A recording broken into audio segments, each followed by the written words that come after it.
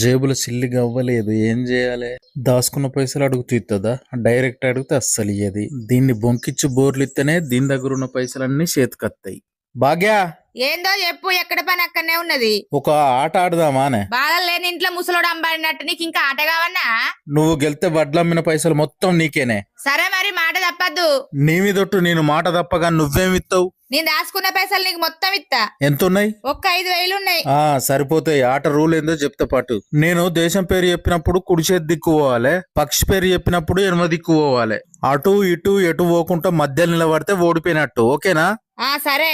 India, పాలపిట్ట, America, నెమలి, Turkey. దేశాన్ని ఉద్దేశించంటా, పక్షిని ఉద్దేశించంటా. అసలు నీ కుడికి పోన్నా ఎడమకు పోన్నా? ఓడిపోయినావు, పైసలు తెపో 5,000 పో.